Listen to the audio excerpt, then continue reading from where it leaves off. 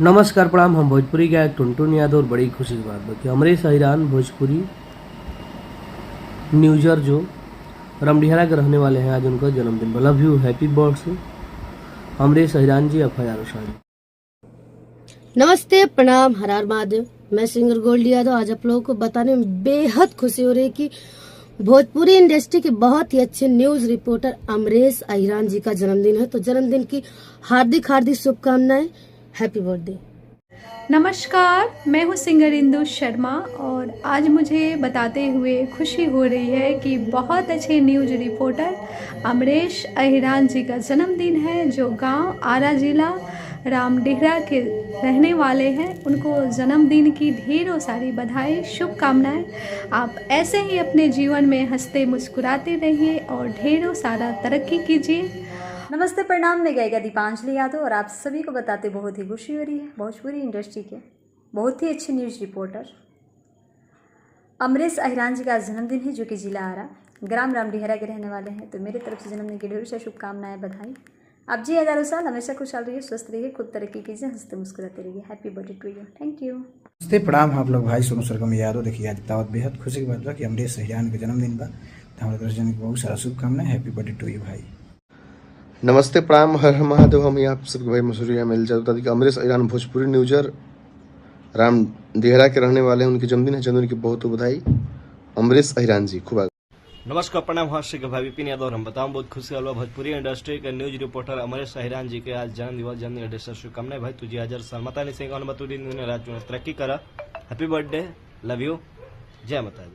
नमस्ते, प्रणाम। आप सब भाई भोजपुरी गायक गुड्डू गोल्डन यादव है। जब सब विष्णु दास बहुत खुशी होता भोजपुरी इंडस्ट्री के बहुत ही अच्छा न्यूज रिपोर्टर हमारे भाई अमरीश अहिरान का जन्मदिन बा, जे आरा जिला रामडिहरा के रहल बा। जन्मदिन की ढेर सारी शुभकामनाएं। हैप्पी बर्थडे, लव यू, जय। नमस्कार, प्रणाम। हम गीतकार प्रकाश परदेसी से आज बहुत खुशी होता बताया कि अमरीश अहिरान भोजपुरी न्यूजर का जन्मदिन में जो रामडिहरा के रहल बा, तो जन्मदिन का तो ढेर सारी शुभकामनाएं। जय माता दी। प्रणाम। हम भोजपुरी गायक टुनटुन यादव और बड़ी खुशी की बात है कि रामडिहरा गाँव के रहने वाले अमरीश अहिरान जी के जन्मदिन बा, जे तूफान न्यूज चैनल चलाते हैं। Love you, happy birthday Amrish अहिरान जी। आप हजारों साल जी, और ऐसे भोजपुरी के हर कलाकारों को आप प्रमोट करिए और हर कलाकारों के दिलों में रहिए।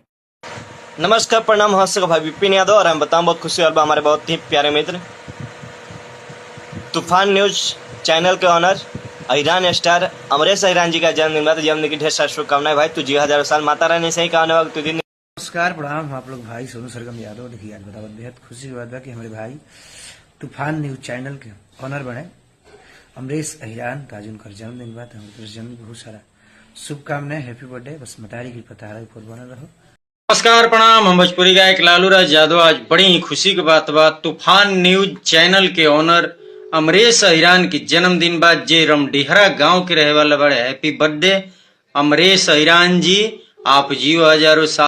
नमस्ते, प्रणाम। आप सब भाई भोजपुरी गायक गुड्डू गोल्डन यादव। आज आप सबके बीच में तो बहुत खुशी होता तूफान न्यूज चैनल के ऑनर अमरीश अहिरान के आज जन्मदिन बा, जे रामडिहरा के रहे वाला बाने। जन्मदिन के ढेर सारी शुभकामनाएं। हैप्पी बर्थडे, लव यू, जय भोजपुरी।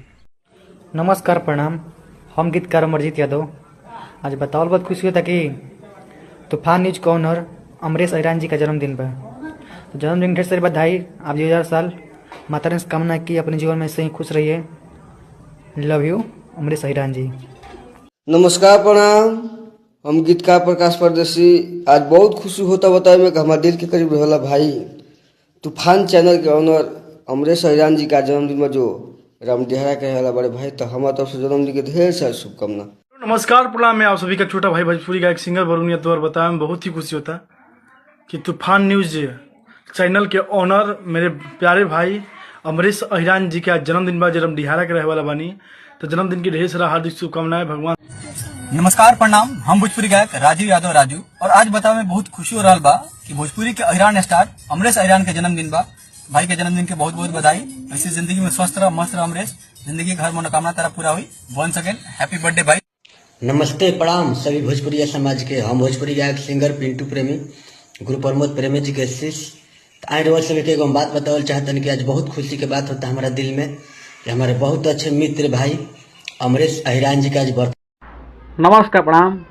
हम भोजपुरी विशाल प्रेमी यादव। आज बहुत खुशी की बात बा, रामडिहरा निवासी तूफान न्यूज के ऑनर अमरेश अहिरान के जन्मदिन बा, तो हमारा तरफ से जन्मदिन का हार्दिक शुभकामनाएं भाई। आप सब आशीर्वाद दीजिए। Happy birthday.